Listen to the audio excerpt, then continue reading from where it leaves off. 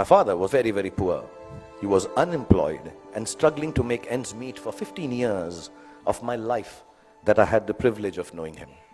From when I was 10 to when I was 15, not being able to afford fancy gifts for me, he would wrap up something old that belonged to him in newspapers. This is the story of the 5 gifts my father gave me and how they helped me become what I am today. When I was 10, my father gave me an old chess set. Chess is a reflection of life, they say, and as cliched as it sounds, it's probably true. The first thing it teaches you is that every move has a consequence, whether you perceive that it does or does not. Nothing you do, not a single moment, is empty of living.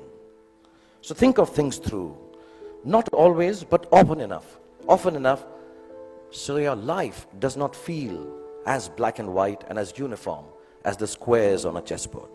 Sometimes in order to move forward, you might need to take a few steps back. And there's no loss in doing something that hurts in the short run, but proves worthwhile in time. One of the most precious gifts my father gave me was an Italian typewriter. To use a typewriter well, you needed diligence. One wrong letter and the whole exercise had to be started all over again. So we had to learn how to move our fingers accurately, to make words out of thoughts with efficiency, and do it over and over again till we got it just right. As an adult, I have come to understand that there is nothing of more value than your capacity for diligence and your ability to work hard. If you can outwork your adversaries, you can ensure your own success in whatever it is you choose to do. Whatever you're doing, do it once. Then do it one more time, even more carefully. Practice will make everything seem easier. Be diligent, be thorough. Think of every job you do as the first one. So you have to get it right or you won't be able to impress everyone. And at the same time, do it as your last job, as if you will not get a chance to do it again ever. Don't just outwork yourself. Then my father gave me a camera. And the most beautiful thing about it was that it did not work.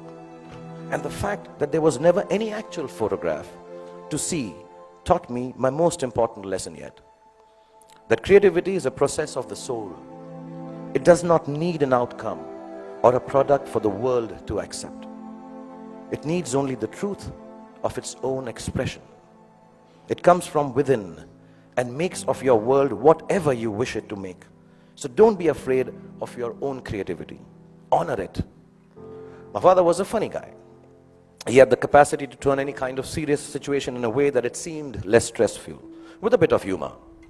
Without a sense of humor, the world will always be a dull and dreary place. No darkness or despair should ever be beyond a good and a hearty laugh. It makes you braver to face ugliness because it changes your perspective. But I certainly hope that you will have understood what I understand now. Well, what I'm referring to is what counts as the most beautiful and final gift that my father gave me. I only realized it was a gift on the day he died, when I was 15 years old. A gift your parents have given to you already. Yes, the singularly most exquisite gift you and I have been given is the gift of life itself. There is nothing that marks a man or a woman out from the ordinary more perfectly than grace.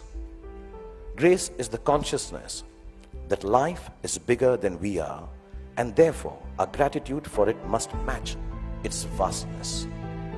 It is the understanding that everyone we encounter, whether they are loving towards us or offensively abrasive, is a human like we are. It is knowing that experiences shapes human beings, and no matter how good we are at something or how successful we may become, we are never better than the other person.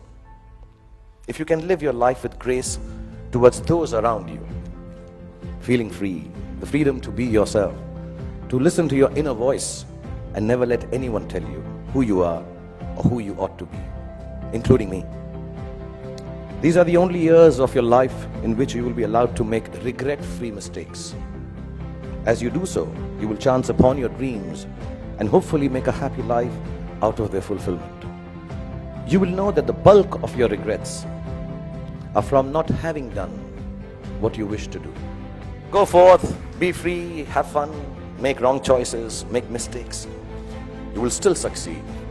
And when you succeed, don't forget to thank your least favorite teacher, because he or she actually cared for you the most.